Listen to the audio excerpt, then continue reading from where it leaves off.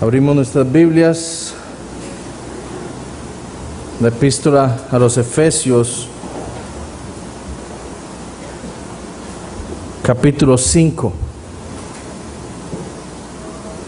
Efesios capítulo 5.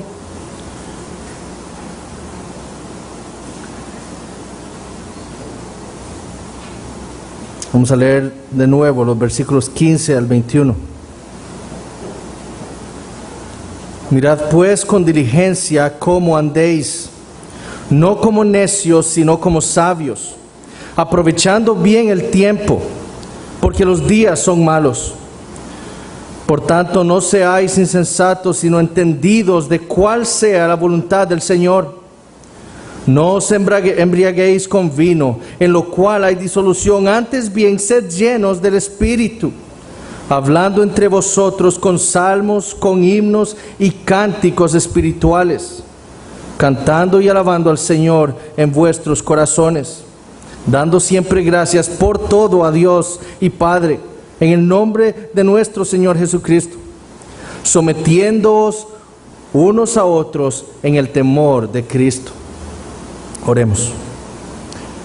Señor, te damos gracias por la oportunidad que nos das de reunirnos de nuevo, Señor, para escuchar tu palabra.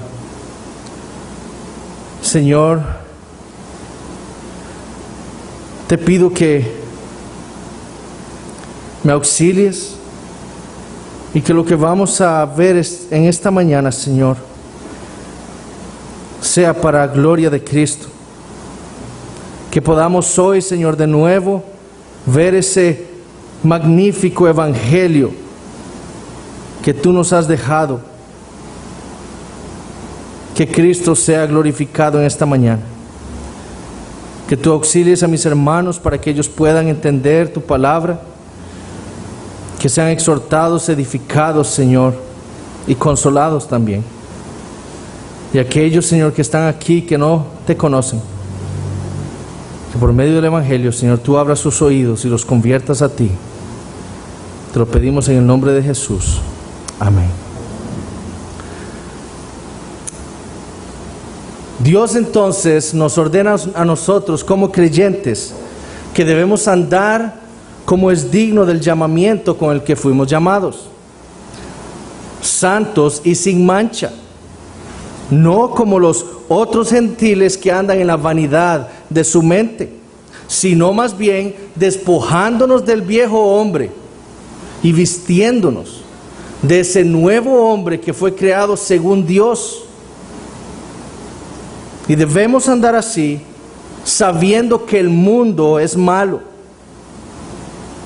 y que nosotros, por la gracia de Dios, hemos sido santificados. Dios nos ha sacado del mundo y nos ha traído a su reino con el fin de glorificarle a Él y de llevar la luz de Cristo a ese mundo que está en tinieblas. Ahora, ¿cómo lo hacemos? Bueno, Pablo nos dijo aquí que esto se hacía andando como sabios. Y vimos la semana pasada que andar como sabios era viviendo nuestras vidas, aprovechando bien el tiempo, cada momento que Dios nos da, porque los tiempos son malos. Y sabiendo que la voluntad de Dios para nosotros, su pueblo, es nuestra santificación. Pero la clave de esa vida, porque aquí no estamos predicando moralismo, la clave de esa vida, la clave de poder vivir así está en el Espíritu Santo. Es por medio de su poder que nosotros podemos vivir así. No es aparte de Él, no es por nuestras fuerzas, sino es por el poder del Espíritu Santo. Y la clave está en nosotros ser llenos de ese Espíritu Santo que mora en nosotros, ser controlados o estar bajo el señorío de ese Espíritu Santo. Un hombre, el pastor Nick dijo ayer, que un hombre ciertamente impío, incrédulo, puede reformar su vida. Puede dejar de fumar, puede dejar de ver pornografía, puede ser un hombre ejemplar, pero no puede cumplir esto. Porque la vida cristiana sin el Espíritu Santo es imposible de vivir. Y solo se vive mediante el Espíritu Santo controlando cada esfera de nuestras vidas. Y por eso, si hemos de ser sabios y sabemos que el Espíritu Santo mora en nosotros y que de Él viene el poder para vivir una vida agradable a Dios, entonces el creyente se someterá al poder del Espíritu Santo. Esa es la clave de la vida cristiana. Y es claro, como dijimos la semana pasada, que esto es control. Es estar bajo el control del Espíritu Santo, bajo el gobierno del Espíritu Santo, sin contristarlo, como dijo Pablo un capítulo antes. Y en los versículos 19 al 21, Pablo nos muestra cómo luce esa vida de un creyente que está siendo controlado por el Espíritu Santo.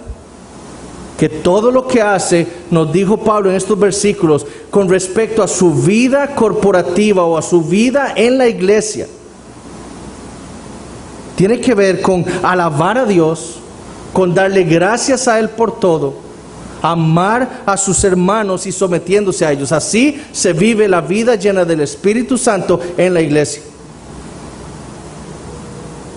Pero el apóstol no para ahí. No para solo cómo luce la vida de un creyente en la iglesia. Él va a ir más allá. Y él prosigue describiendo cómo luce la vida privada de un creyente que es controlado por el Espíritu Santo. Y el primer ámbito de la vida que va a tocar el apóstol es el matrimonio.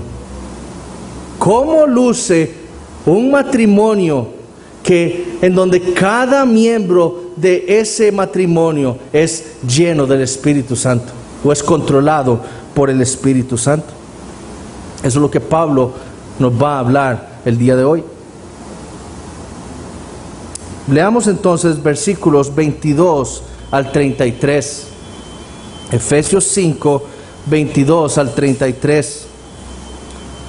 Las casadas estén sujetas a sus propios maridos, como al Señor, porque el marido es cabeza de la mujer, así como Cristo es cabeza de la iglesia, la cual es su cuerpo, y Él es su Salvador. Así que, como la iglesia está sujeta a Cristo, así también las casadas lo estén a sus maridos en todo. Maridos, amad a vuestras mujeres, así como Cristo amó a la iglesia y se entregó a sí mismo por ella, para santificarla, habiéndola purificado en el lavamiento del agua por la palabra, a fin de presentársela a sí mismo a una iglesia gloriosa, que no tuviese mancha, ni arruga, ni cosa semejante, sino que fuese santa y sin mancha. Así también los maridos deben amar a sus mujeres como a sus mismos cuerpos. El que ama a su mujer, a sí mismo se ama. Porque nadie aborreció jamás a su propia carne, sino que la sustenta y la cuida, como también Cristo a la iglesia. Porque somos miembros de su cuerpo, de su carne y de sus huesos. Por esto dejará el hombre a su padre y a su madre, y se unirá a su mujer, y los dos serán una sola carne. Grande es este misterio, mas yo digo esto respecto de Cristo y la iglesia. Por lo demás, cada uno de vosotros ame también a su mujer como a sí mismo, y la mujer respete a su marido. Ahora, ¿por qué digo que este pasaje continúa lo que Pablo ha venido hablando con respecto a la llenura del Espíritu Santo en un creyente? La manera en la que continúa el pensamiento de Pablo en el versículo 2 es así. Literalmente podemos leer los versículos 21 y 22 de la siguiente manera: sometiéndoos unos a otros en el temor de Cristo, las casadas a sus propios maridos como al Señor. Esa frase que nosotros tenemos ahí en el versículo 22, estén sujetas, no está en el original, sino que los que traducen nuestras Biblias lo han incluido ahí porque en el original es implícito que está hablando del sometimiento. o de la sujeción. Entonces Pablo está viniendo hablando sobre un creyente que es lleno del Espíritu Santo, que es controlado por el Espíritu Santo y que en su vida corporativa él se somete a sus hermanos.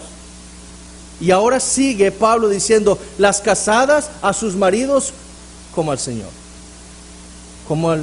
A sus maridos, ¿qué? Bueno, es el mismo pensamiento del versículo 21, que se sometan, que se sujeten a sus maridos. Entonces Pablo está tratando el mismo tema.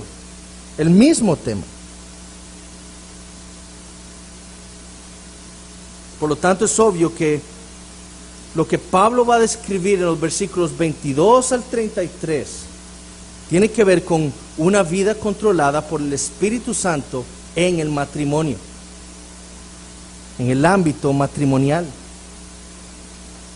Ahora, ¿cómo es que Pablo va a describir esto? Él lo va a hacer de dos maneras. Primero, él va a describir el misterio del matrimonio.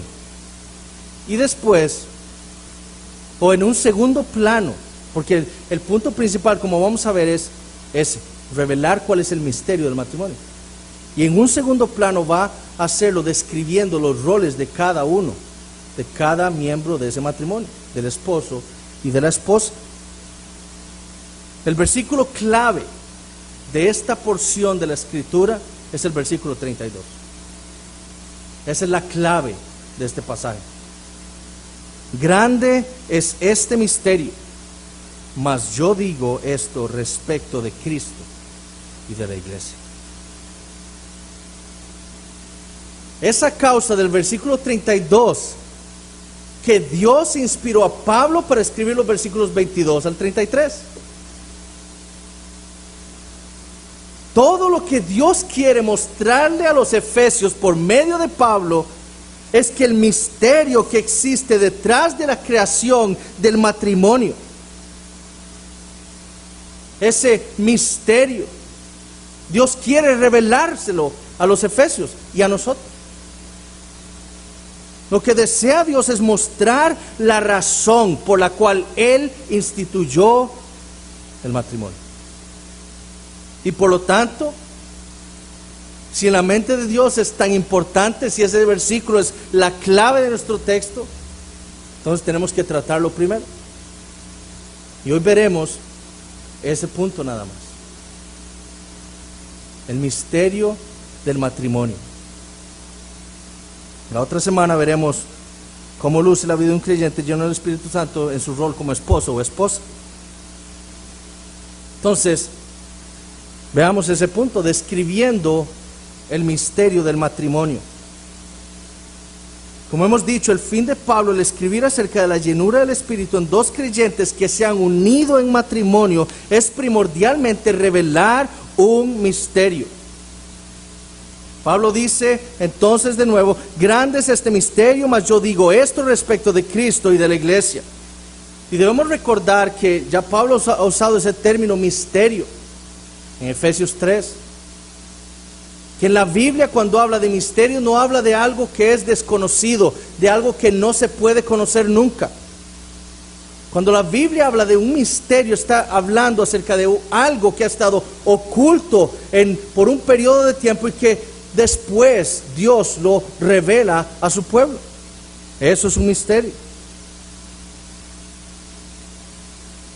El apóstol ya lo ha usado en el capítulo 3 con respecto a ese misterio que le fue revelado a los apóstoles y los profetas con respecto a la iglesia siendo una iglesia multicolor.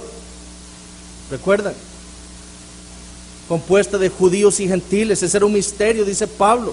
Y ahora Dios lo ha dado a conocer por medio de sus profetas, apóstoles y profetas. Y Pablo está afirmando aquí que a través de los siglos, ese plan divino con respecto al matrimonio había estado oculto. Pero ahora, en un momento específico de la historia humana, Dios ha querido, le ha placido revelar ese misterio a su pueblo. Pablo ahí lo que está diciendo es: el matrimonio era un misterio. Esa institución creada por Dios era un misterio, pero ahora En un momento específico de la historia de la redención, Dios ha querido revelarnos ese misterio. Y noten que Pablo cita en el versículo 31 el Antiguo Testamento. Él cita Génesis 2:24 y dice: por esto dejará el hombre a su padre y a su madre y se unirá a su mujer, y los dos serán una sola carne. Vayamos entonces a Génesis 2. Queremos entender cuál es el contexto de lo que está sucediendo aquí, si es algo tan importante para Pablo. Y vamos a empezar a leer en el versículo 18. Génesis 2, versículo 18.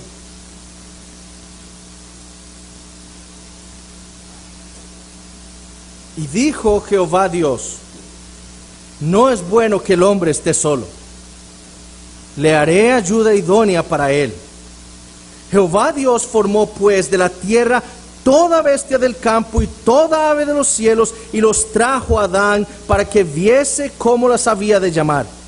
Y todo lo que Adán llamó a los animales vivientes, ese es su nombre. Y puso Adán nombre a toda bestia y ave de los cielos y a todo ganado del campo, mas para Adán no se halló ayuda idónea para él.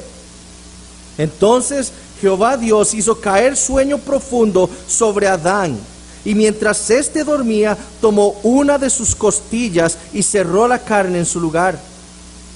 Y de la costilla, y literalmente ahí es del costado, que Jehová Dios tomó del hombre, hizo una mujer y la trajo al hombre. Dijo entonces Adán: esto es ahora hueso de mis huesos, carne de mi carne. Esta será llamada varona, porque del varón fue tomada.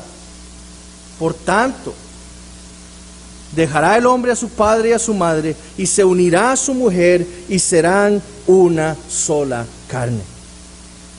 Dios ha venido contemplando su creación, y a todo ha dicho: bueno, bueno. Ve los árboles, bueno. Ve las bestias, bueno. Todo es bueno.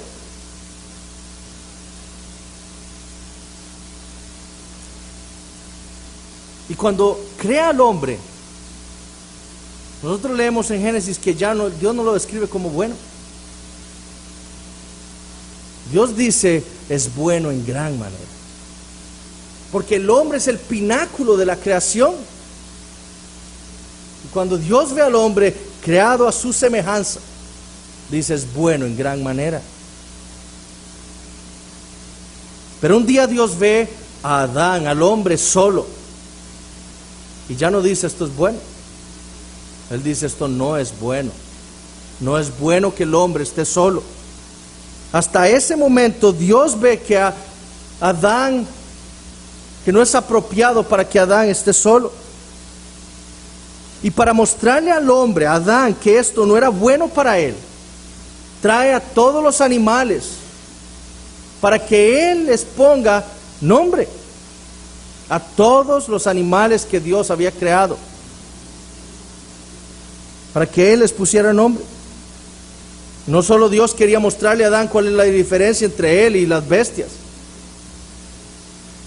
Él era el virrey, el administrador. Él era superior a las bestias. Pero también quería que viera el trabajo que le había dado Dios. Qué gran labor, un trabajo arduo el que tenía que hacer. Pero él admira todo eso. Y él dice: todos los animales tienen pareja menos yo. Yo no tengo una ayuda idónea. No tengo una ayuda apropiada para mí. Y entonces, ¿qué hace Dios? Bueno, hace caer a Adán en un sueño profundo y toma de su costado carne y crea una mujer. ¿Y qué dice el versículo 22? Y de la costilla que Jehová Dios tomó del hombre, hizo una mujer, ¿y qué? Y la trajo al hombre. El matrimonio no es una institución creada por el hombre. Es una institución creada por Dios, no es un invento humano. Génesis 2 es claro en afirmar esto. Fue Dios quien trajo a la mujer como su padre a entregársela al hombre para que fueran una sola carne. Ahora Adán recibe a esta mujer de parte de Dios y ahora él dice, ella es mía, carne de mi carne, hueso de mis huesos. El hombre dejará a su padre y a su madre, se unirá a su mujer y serán una sola carne, uno solo. Esto que Dios estaba instituyendo ahí en Génesis 2 era un pacto hasta la muerte. Y esto lleva a Pablo a esa conclusión que él nos brinda en Efesios 5:31. Y por tanto, y por lo cual él lo cita ese versículo. Dios creó la institución del matrimonio como un pacto inquebrantable entre Adán y Eva.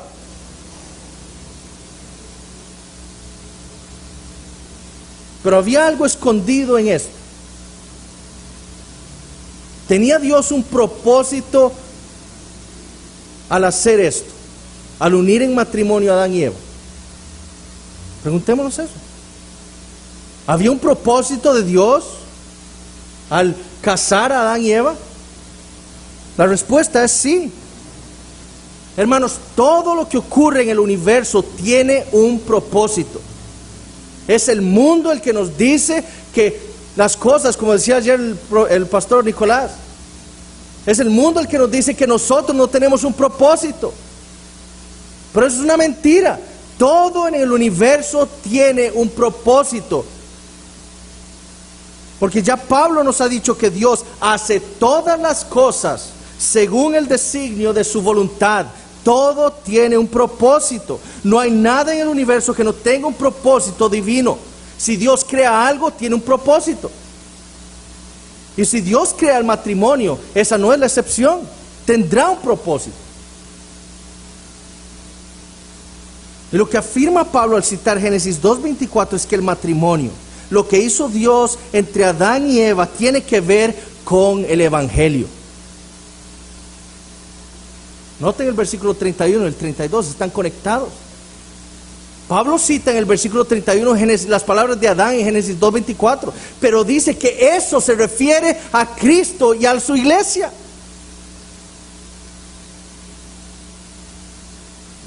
En el Antiguo Testamento el matrimonio era un misterio. ¿Por qué Dios casó a las personas? Nadie tenía una verdadera respuesta.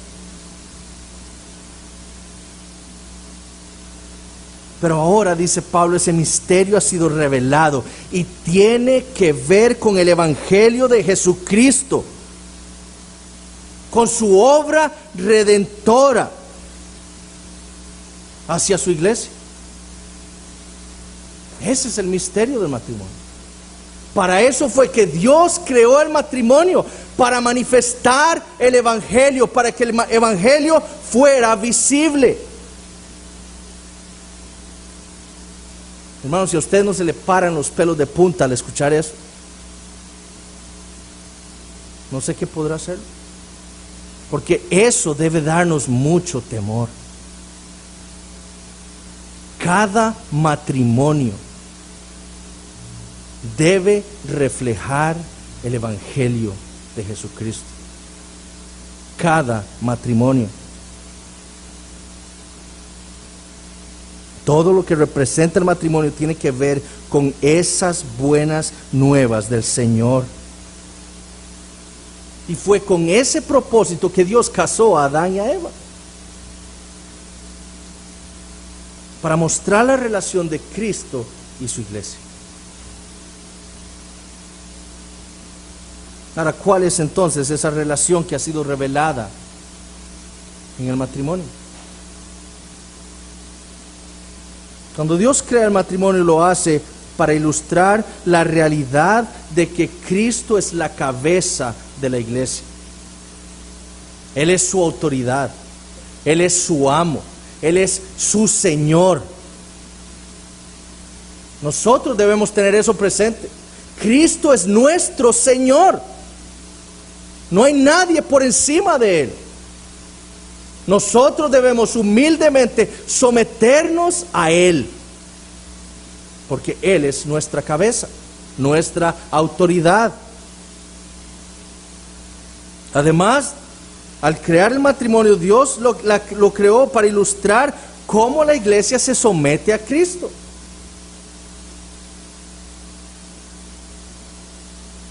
Y más importante aún, cuando Dios creó el matrimonio, lo hizo para que éste fuera una manifestación visible del Evangelio.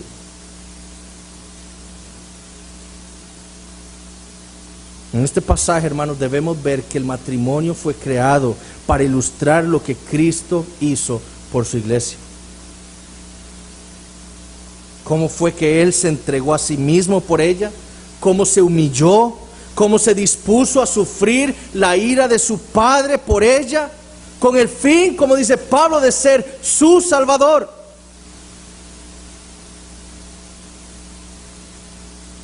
Ven en Efesios, volvamos a Efesios. Ya Pablo ha hablado de esto. Efesios 2, versículos 13 al 16. ¿Qué manifiesta el matrimonio? Pero ahora en Cristo Jesús, vosotros que en otro tiempo estabais lejos, habéis sido hechos cercanos por la sangre de Cristo. Porque Él es nuestra paz, que de ambos pueblos hizo uno, derribando la pared intermedia de separación, aboliendo en su carne las enemistades, la ley de los mandamientos expresados en ordenanzas, para crear en sí mismo de los dos un solo y nuevo hombre, haciendo la paz, y mediante la cruz reconciliar con Dios a ambos en un solo cuerpo, matando en ella la enemistad. Eso debe reflejar el matrimonio. Ese evangelio, lo que Cristo hizo por nosotros, por su iglesia. Leamos a Filipenses capítulo 2.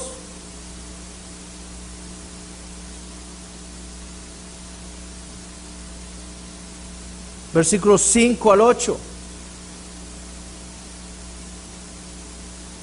Haya pues en vosotros este sentir que hubo también en Cristo Jesús, el cual, siendo en forma de Dios, no estimó el ser igual a Dios como cosa que aferrarse, sino que se despojó a sí mismo, tomando forma de siervo, hecho semejante a los hombres, y estando en la condición de hombre, se humilló a sí mismo, haciéndose obediente hasta la cruz, hasta la muerte, y muerte de cruz.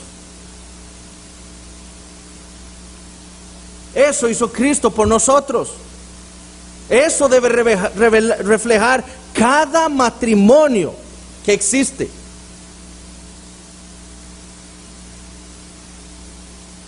Entre ateos debe reflejar eso. Ya veremos por qué. Isaías 53. Hermanos, estamos leyendo esto porque tenemos que reflejar y meditar en el evangelio si hablamos del matrimonio. Isaías 53, versículo 5.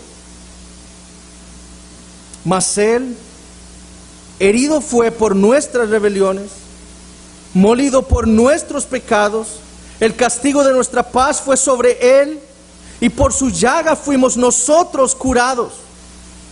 Todos nosotros nos descarriamos como ovejas, cada cual se apartó por su camino, mas Jehová cargó en Él el pecado de todos nosotros. Angustiado Él y afligido, no abrió su boca. Como cordero fue llevado al matadero, y como oveja delante de sus trasquiladores enmudeció, y no abrió su boca. por cárcel y por juicio fue quitado. Y su generación, ¿quién la contará? Porque fue cortado de la tierra de los vivientes y por la rebelión de mi pueblo fue herido. Y se dispuso con los impíos su sepultura, mas con los ricos fue en su muerte.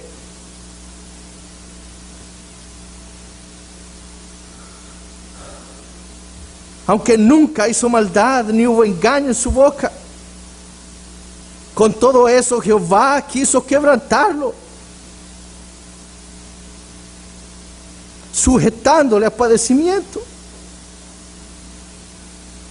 Cuando haya puesto su vida en expiación por el pecado, verá el linaje, vivirá por largos días, y la voluntad de Jehová será en su mano prosperada. Verá el fruto de la aflicción de su alma y quedará satisfecho. Por su conocimiento justificará mi siervo justo a muchos, y llevará las iniquidades de ellos.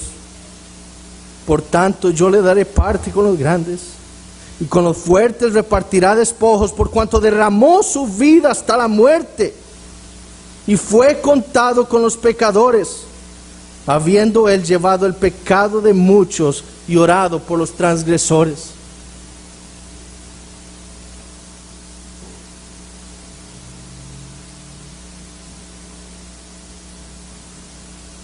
Si lo que Pablo quiere es que nosotros meditemos en el Evangelio cuando hablamos del matrimonio, debemos ver todos estos pasajes. Debemos poner atención, porque todos ellos muestran lo que Cristo hizo por su iglesia, y es lo que nuestros matrimonios deben reflejar.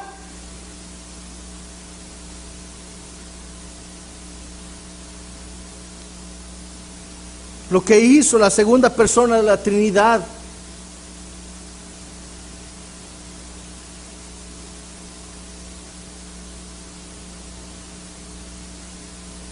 Ahora, el apóstol también escribe que Cristo santifica y purifica a su iglesia por medio de su palabra. Y en el contexto inmediato de este pasaje, ya Pablo le ha dicho a los efesios que la voluntad de Dios es su santificación. El plan de Dios para la iglesia es santificarla. Por lo tanto, la obra de Cristo buscará que la iglesia sea santa. Además lo sabemos porque esta fue parte de la oración sacerdotal del Señor. Antes de ir a la cruz, el Señor va en una oración a favor de su pueblo, al Padre. Y en Juan 17, versículos 17 al 19, nosotros leemos lo siguiente: santifícalos en tu verdad, dice el Señor. Eso es lo que dice Cristo, le pide al Padre: santifícalos en tu verdad, tu palabra es verdad. Como tú me enviaste al mundo, así yo los he enviado al mundo, y por ellos yo me santifico a mí mismo, para que también ellos sean santificados en la verdad. El deseo de Cristo no solo fue venir aquí a rescatar a su iglesia de sus pecados, a darle vida, a morir por ella, sino también para santificarla por medio de la palabra, de su palabra, para purificarla de sus pecados, y con el fin de presentársela a sí mismo, gloriosa, sin mancha. Ahora vemos aquí la unidad que existe en la Trinidad. Pablo escribió en Efesios 1:4 que Dios el Padre nos había escogido antes de la fundación del mundo para que fuésemos santos y sin mancha. El Padre. Y Cristo quiere esto también, porque la Trinidad es una unidad en voluntad. Tres personas, una sustancia, una voluntad. Todo lo que el Padre desea, lo desea el Hijo. Y todo lo que desean el Padre y el Hijo, lo desea el Espíritu Santo. Y todo lo que Dios desea, lo hace. Si Dios desea nuestra santificación, seremos santificados. y un día seremos glorificados. Y cuando un creyente es llenado, controlado por el Espíritu Santo lo va a controlar precisamente para esto, para santificarlo, para purificarlo, para limpiarlo por medio de su palabra.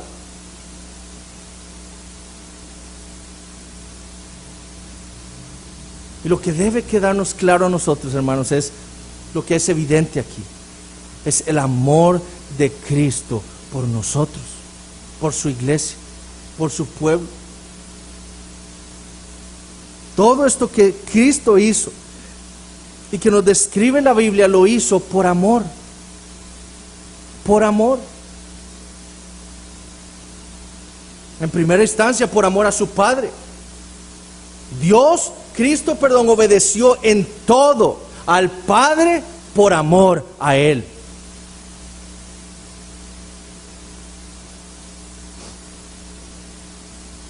Pero tampoco podemos minimizar el amor de Cristo por su iglesia. Cristo ama a su iglesia y dio su vida por ella. Por amor a la iglesia, Cristo se encarnó, se humilló, tomó forma de siervo y fue a la cruz para sufrir el escarnio de sus criaturas y sufrir la ira de Dios el Padre, que estaba puesta sobre la cabeza de cada uno de nosotros, por tener un corazón perverso como el de Adán y Eva. Todos nosotros merecíamos el infierno, porque nuestro corazón manifestaba una maldad inherente, heredada de nuestros padres cuando pecaron, y es manifestado en nuestros pecados.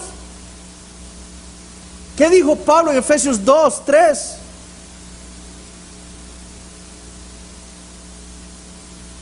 Sos hijos de ira, por naturaleza, hijos de ira.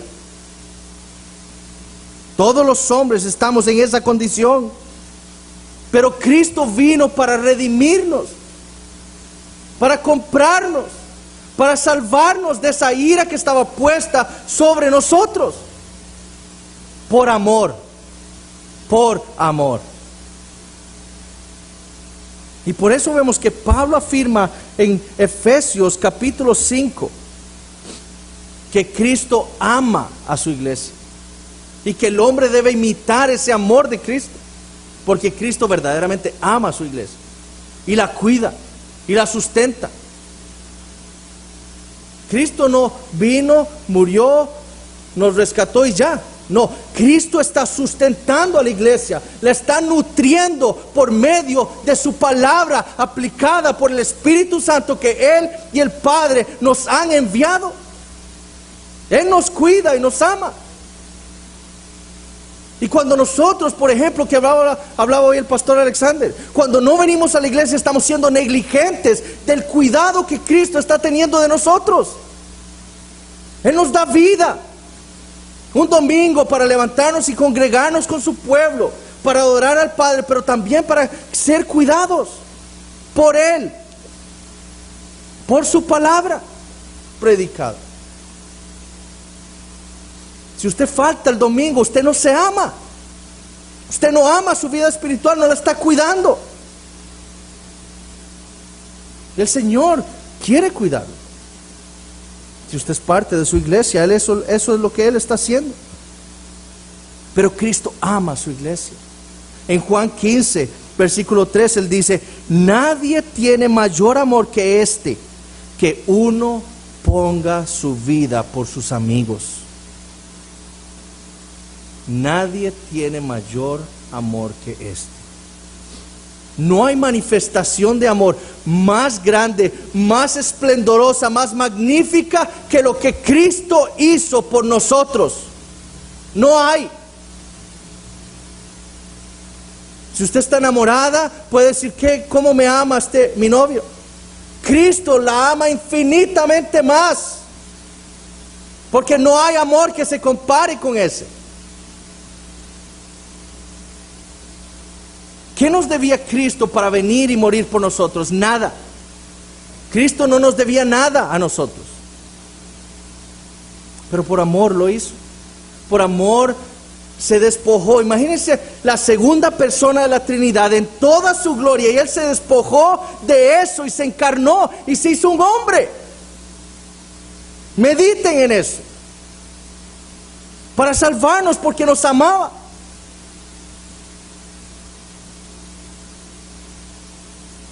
En vez de darnos el infierno, que era lo que merecíamos nosotros, fue a la cruz y sufrió el infierno en su propia carne, la ira del Padre, en nuestro lugar.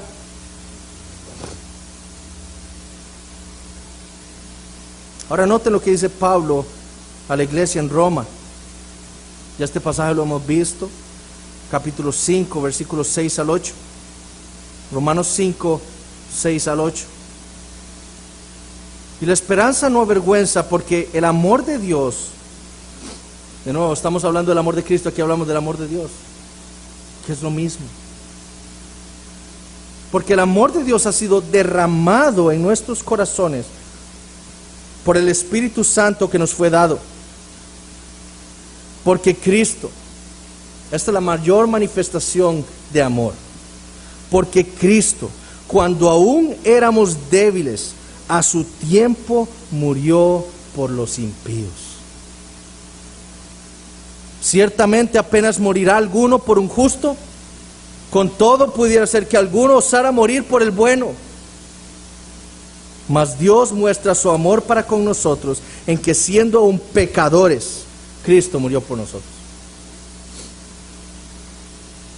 ¿Moriría usted por su hijo? Por supuesto que sí.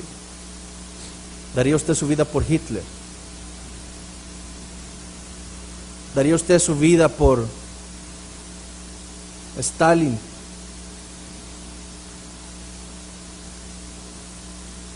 El hombre más perverso que haya existido sobre la faz de la tierra. ¿Daría usted su vida por él? Eso fue lo que hizo Cristo.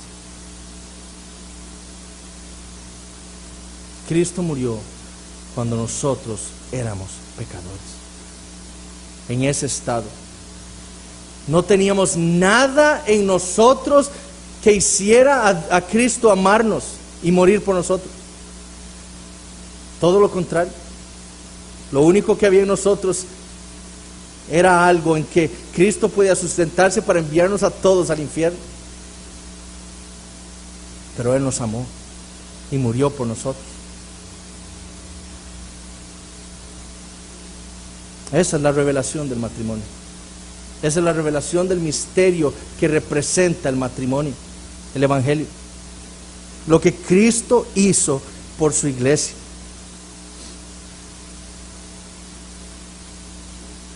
Y no hay pasaje, hermanos, más difícil de predicar para mí que este.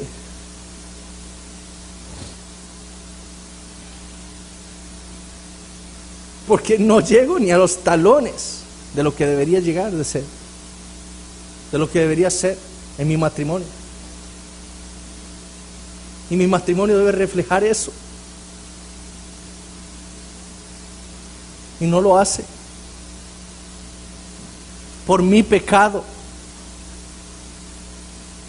Porque paso contristando al Espíritu Santo, en lugar de dejarme ser controlado por Él.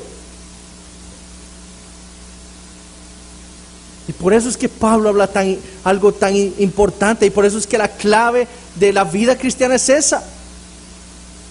Porque para vivir un matrimonio así, reflejando el evangelio, debemos ser controlados por el Espíritu Santo. No hay otra.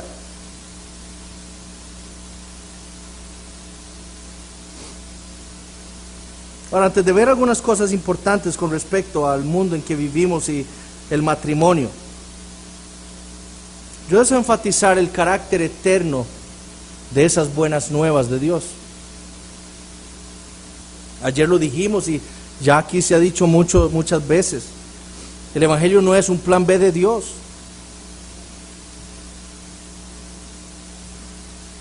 Es decir, que Cristo tuviera que venir a la tierra, dejar su gloria, humillarse a sí mismo, tomar forma de siervo y morir en una cruz. Eso no fue un plan B de Dios.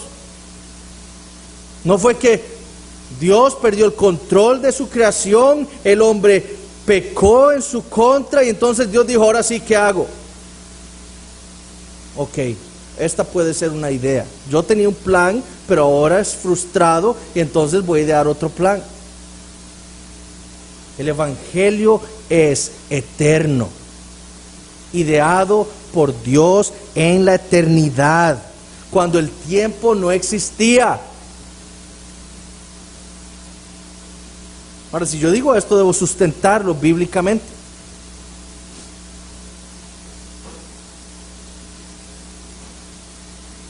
Cuando nosotros vimos Efesios capítulo 3, nosotros vimos que el plan de Dios para con la iglesia era constituirla tanto de judíos como gentiles. Y la iglesia en la mente de Dios estaría compuesta por todo tipo de hombres. Y serían una tercera raza, una nueva raza, un nuevo hombre. Pero en Efesios 3 se nos dice que ese misterio de la iglesia y que el Evangelio, como dice Efesios 3:8, perdón, que el Evangelio de las inescrutables riquezas de Cristo eran el propósito eterno de Dios. Noten lo que dice Pablo en el versículo 11, Efesios 3:11. Conforme al propósito eterno que hizo en Cristo Jesús nuestro Señor. Lo que Pablo está afirmando aquí es que Dios tuvo un propósito en la eternidad y lo llevó a cabo en un momento específico de la historia humana, en Cristo. Pero el propósito es eterno, fue ideado en la eternidad y hecho una realidad después de la creación. Fue allí cuando Dios cumplió lo que se había propuesto en la eternidad.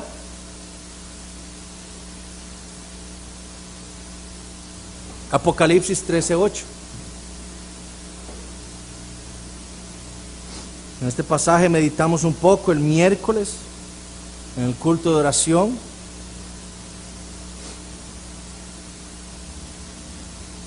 Apocalipsis 13:8 dice: y la adoraron, ¿a quién? A la bestia.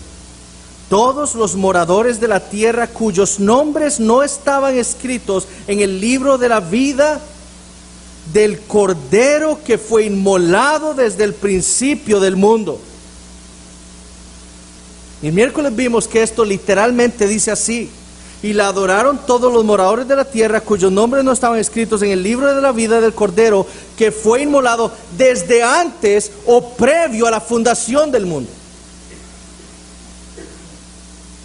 Desde antes que el mundo existiera, desde antes que Adán pecara, ya el Evangelio, la idea de Cristo inmolado, sacrificado por los pecados de su pueblo, la iglesia, ya estaba pensado en la mente de Dios, en la eternidad.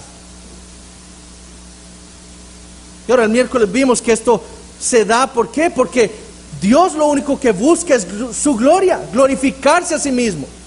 Y la única manera en la que Él va a traer esa gloria manifiesta a toda su creación es por medio del Evangelio. Glorificando a Cristo, mostrando el Evangelio de las inescrutables riquezas de Cristo. Así es como Él va a ser glorificado. Y por eso estaba en su mente en la eternidad.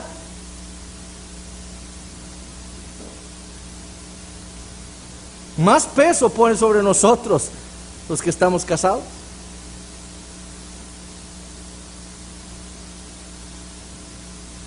El Evangelio no es un plan B de Dios. Fue ideado en la eternidad, antes de que todo existiera. Y el matrimonio fue instituido por Dios para reflejar ese Evangelio.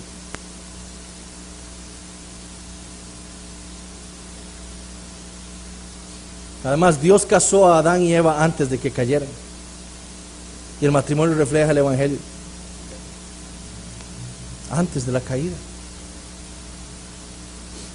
Y lo que nos muestra, hermanos, es que Dios está en control de todas las cosas. El pecado fue decretado por Dios para poder reflejar el Evangelio, para mostrar el Evangelio en el cual Él sería glorificado.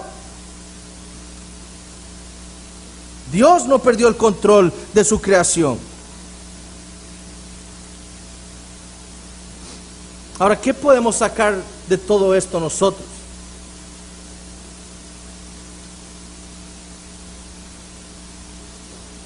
Una de las mentiras que el mundo quiere propagar en nuestros días y que ha colaborado con el declive del matrimonio que hemos observado en nuestra sociedad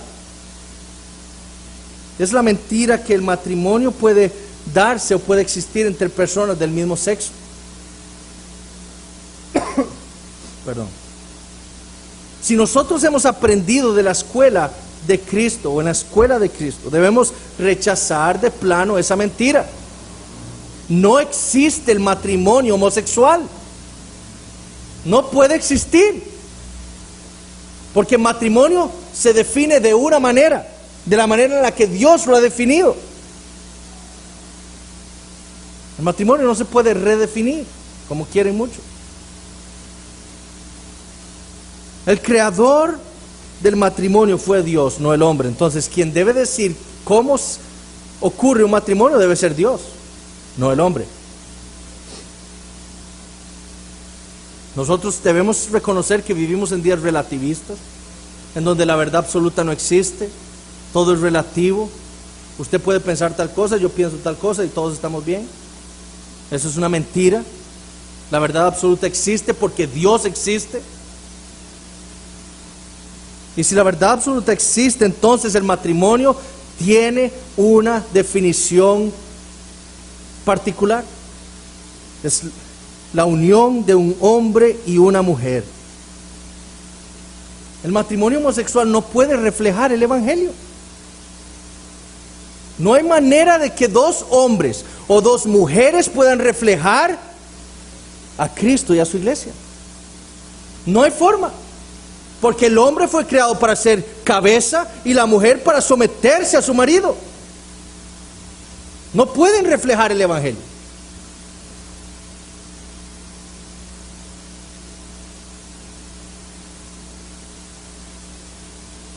Y por eso nosotros debemos rechazar esa mentira. Dijimos en las semanas pasadas que Satanás busca ocultar el Evangelio del mundo, que el mundo no conozca el Evangelio, porque el Evangelio es el poder de Dios para salvación. Y si Satanás quiere mantener a los hombres cautivos, cegados, ¿qué es lo que quiere ocultar? El Evangelio. Y por eso vemos a Satanás atacando ahora tan insistentemente la institución del matrimonio, porque es el matrimonio lo que refleja el Evangelio. Y Satanás quiere atacarlo para que los hombres sigan ciegos,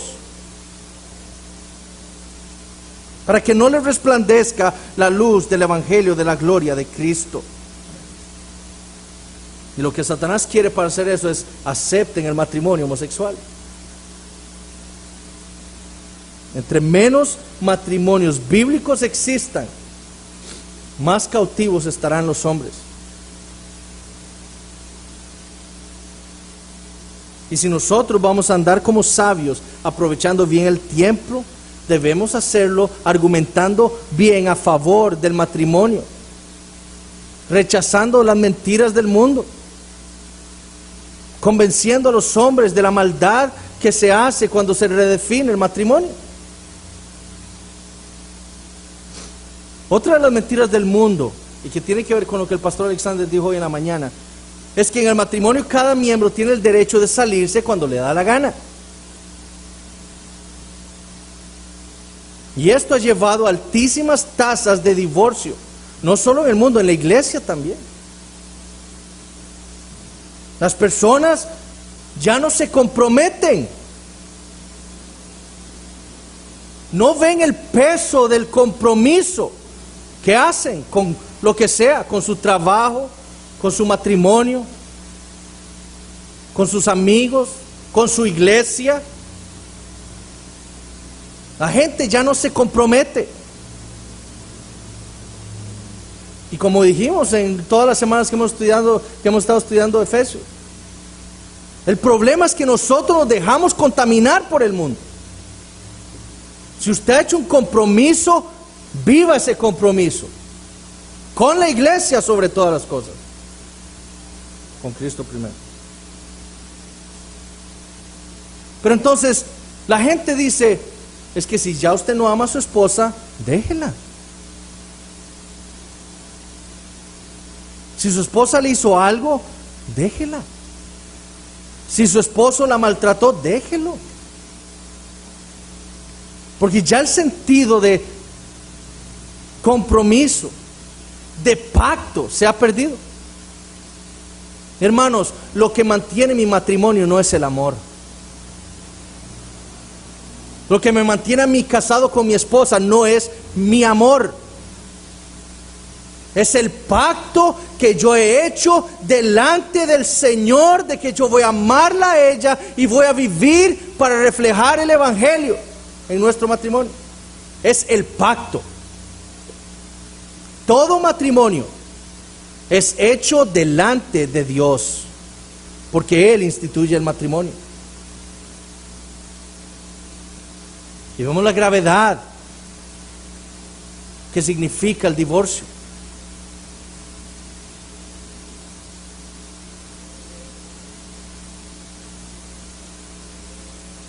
El matrimonio para Dios, nos dice en la Biblia, es una institución santa, sagrada.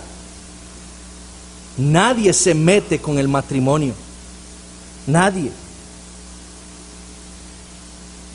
Cuando usted viola ese pacto que usted ha hecho con su esposa, se está burlando de Dios. Porque usted ha hecho un pacto con ella delante del Señor. Eso debe traer más peso a nuestras conciencias.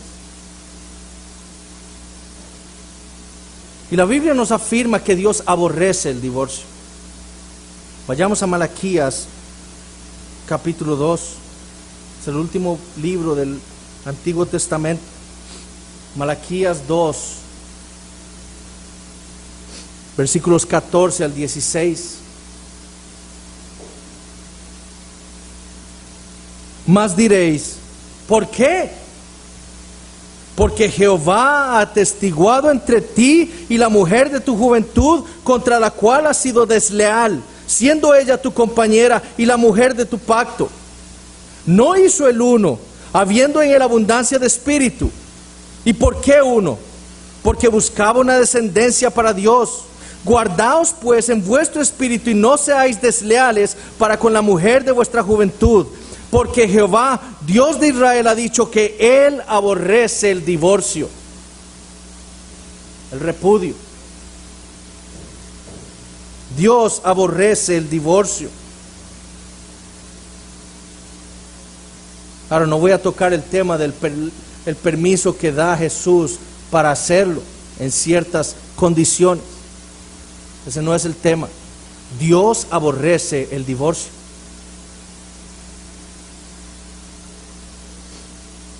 ¿Cuántos abogados tenemos aquí? Abogadas. 3.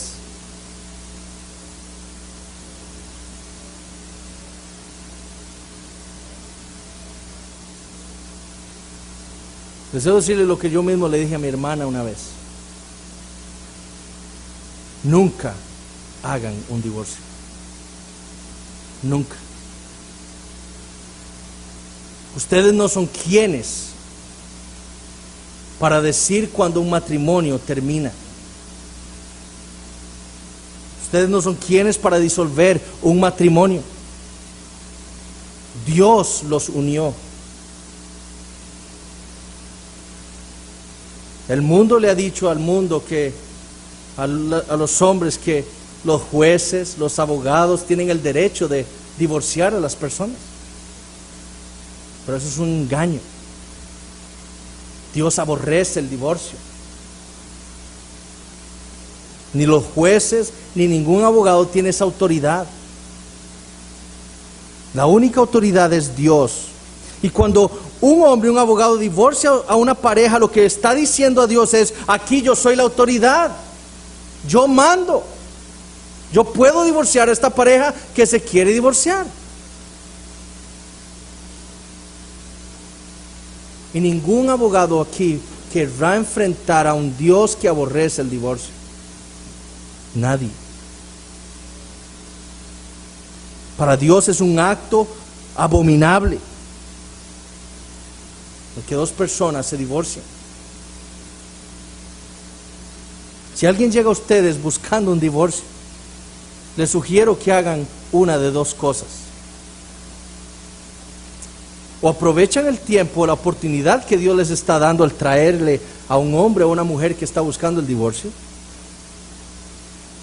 y le hablan del matrimonio y lo que realmente significa, y aprovechan para hablarle del evangelio, que es lo que representa el matrimonio, y lo evangelizan. O si esa persona no quiere escuchar, entonces hagan lo siguiente: mejor díganle que ustedes no van a hacer el divorcio, que busque a otra persona. Ustedes sienten que Dios se los impide por las Escrituras, pero no lo hagan.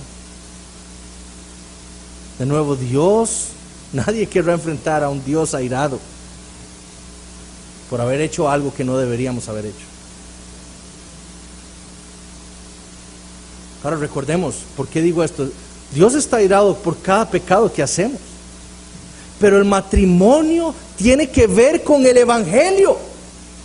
Y cuando usted separa esa unión hecha por Dios, está blasfemando contra el evangelio, está buscando destruir el evangelio.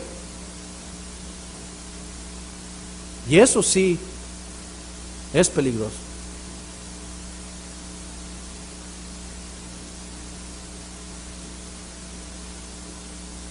Si nosotros deseamos llevar la luz de Cristo al mundo, debemos rechazar el divorcio, el matrimonio homosexual y todo lo que atente contra esta institución que es santa para Dios.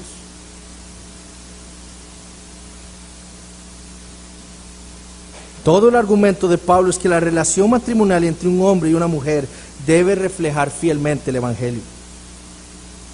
Pero para eso las personas deben ser llenas del Espíritu Santo. Y ya para terminar, entonces esto implica que el matrimonio entre un creyente y un incrédulo no es válido. Si los dos deben estar llenos del Espíritu Santo para reflejar el evangelio, entonces un creyente no puede casarse con un incrédulo, porque nunca se reflejará el evangelio de Cristo ahí, a menos que Dios haga un milagro y convierta a esa persona. Pero está prohibido en las Escrituras. Está prohibido involucrarse con un incrédulo.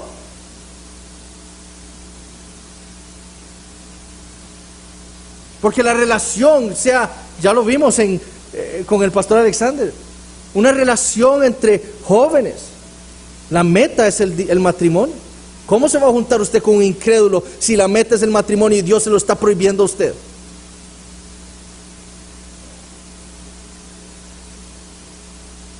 La meta en el matrimonio, yo busco casarme, mi meta va a ser reflejar a Cristo y su iglesia en ese matrimonio al que Dios me está llevando. Reflejar el evangelio de Jesucristo.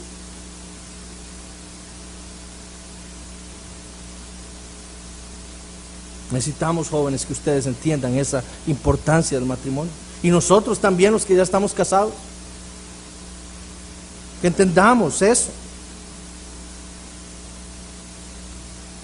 Si la vida de la persona con la que ustedes están en este momento, jóvenes, si esa vida no refleja amor por Cristo, no se casen. Deslíguense de esa persona, porque entonces no va a honrar a Cristo en su matrimonio. Y nada más quiero terminar con una cita de John Piper que definió el matrimonio de la siguiente manera. Él dice, el matrimonio es un símbolo del amor de Cristo por la iglesia, representado en el ejercicio amoroso de la autoridad del esposo hacia su esposa, y es un símbolo de la sumisión gozosa de la iglesia a Cristo, representada en la relación de la esposa hacia su esposo. Esto es lo que debe reflejar cada uno de nuestros matrimonios. Pero para eso, hermanos, debemos pedirle al Señor que nos permita ser llenos del Espíritu Santo. Oremos. Señor, te damos gracias por tu palabra, pero te damos gracias por tu evangelio, Señor. Esas buenas nuevas tuyas para nosotros, con las cuales nos has anunciado lo que Cristo tu Hijo ha hecho en nuestro lugar. Padre, que tengamos siempre presente en nuestras mentes ese evangelio, que lo vivamos en nuestras vidas, que vivamos el resultado de haber creído en ese evangelio, y que nuestros matrimonios reflejen ese mensaje también, esa relación entre Cristo y su iglesia. Padre, habla a los corazones de aquellos que no te conocen por el evangelio que fue predicado, Señor, y que tú los conviertas a ti, Señor. Te lo pedimos en el nombre de Jesús. Amén.